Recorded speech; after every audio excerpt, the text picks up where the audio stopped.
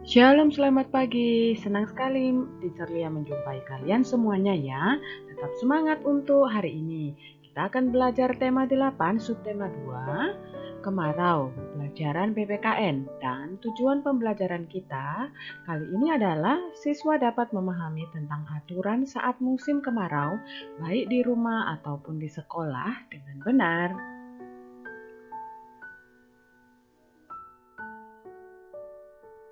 Sekarang ayo membaca. Bacalah cerita di bawah ini. Rumah berdebu. Ibu dan Kak Hadi sedang membersihkan rumah. Bella bantu mengelap kaca. Debu menempel di kain lap.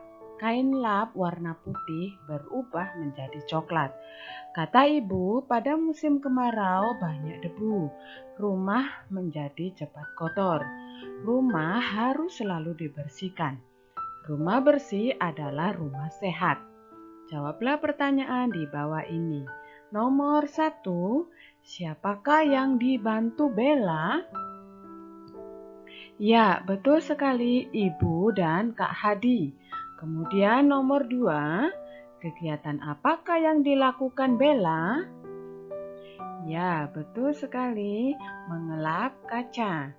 Nomor 3, apakah yang banyak menempel di rumah saat musim kemarau? Ya, debu. Kemudian nomor 4, bagaimanakah cara merawat rumah agar selalu bersih? Ya, tentu saja harus selalu dibersihkan ya. Sekarang nomor 5, apakah sikap Bella baik? Jelaskan jawabanmu. Ya, karena mau membantu dan selalu menjaga kebersihan rumahnya. Ya, oke. Sekarang bagaimana sikapmu? Beri tanda centang pada pernyataan yang tepat. Berikut kegiatan yang aku lakukan saat musim kemarau. Kalimat yang pertama, menutup jendela agar debu tidak masuk ke dalam rumah. Bagaimana? Ya, centang. Kemudian kalimat di bawahnya, banyak minum es karena merasa haus. Ya, itu tidak dicentang ya, karena minum es terlalu banyak mengakibatkan kita sakit. Oke, sekarang di bawahnya, kalimat yang bawahnya lagi. Bermain-main dengan air. Nah, ini juga tidak boleh ya, tidak tepat. Karena musim kemarau kita harus menghemat air. Oke, sekarang kalimat yang di bawahnya lagi. Selalu membawa jas hujan ke sekolah. Nah, ini juga pernyataan yang tidak tepat.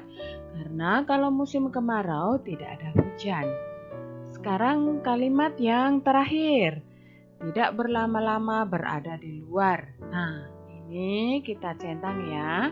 Mengapa tidak boleh berlama-lama berada di luar? Karena pada musim kemarau di luar sangat panas udaranya ya. Itu juga bisa membuat kita menjadi sakit. Pada musim kemarau hujan tidak turun. Persediaan air bersih semakin sedikit. Oleh karena itu, kita harus menghematnya.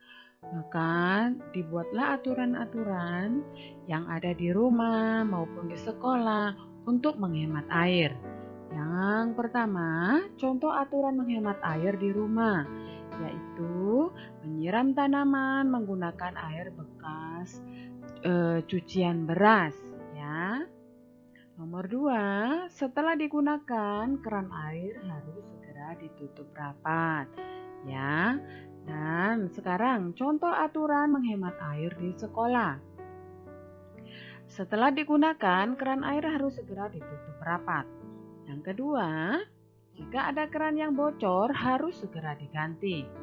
Yang ketiga, menghemat air saat mencuci tangan.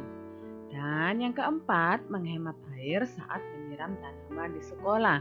Jadi kita tidak membuang-buang air ya. Nah, sekarang ayo lakukan. Kemarau membuat debu semakin banyak. Selain itu, air bersih semakin berkurang. Untuk atasi masalah itu di rumah dan di sekolah diberikan aturan. Ya, kamu sudah tahu aturan di rumah. Sekarang tulislah aturan yang ada di sekolahmu. Seperti yang teacher Lia tadi jelaskan, contoh aturan di sekolah yaitu ya, ini Miss Lia kasih contoh saja. Setelah cuci tangan, apa yang harus dilakukan? Iya, segera menutup keran. Kemudian, contoh yang lain lagi, menghemat air saat menyiram tanaman di sekolah ya. Untuk selanjutnya kalian bisa menulisnya sendiri di kolom ini ya. Sekarang, bagaimana sikapmu? Kamu ke kamar mandi sekolah, kamu melihat ada keran yang terbuka dan mengucurkan air. Apa yang kamu lakukan? Ya, bagaimana pula sikapmu ternyata keran tersebut rusak? Ya, yang pertama, kalau kalian melihat hal itu yaitu menutup keran dengan rapat ya. Tetapi kalau ternyata keran rusak, apa yang harus kita lakukan? Ya, kita segera melaporkan ke guru atau petugas kebersihan sehingga keran yang rusak segera diganti. Ayo mendengarkan. Dengarkan gurumu membaca cerita berikut. Berbagi air saat musim kemarau. Saat musim kemarau, air susah didapat. Sumur-sumur menjadi kering. Begitu pula dengan sumur Pak Sabri. Sumur Pak Sabri kekeringan. Pak Sabri mengambil air jauh ke hutan. Pak Kirun, tetangga Pak Sabri, merasa iba. Pak Kirun izinkan Pak Sabri ambil air di rumahnya. Pak Sabri ucapkan terima kasih. Pak Kirun adalah tetangga yang baik. Nah, sekarang ayo menjawab pertanyaan berikut ini. 1. Kapankah sumur-sumur menjadi kering? Iya, saat musim kemarau.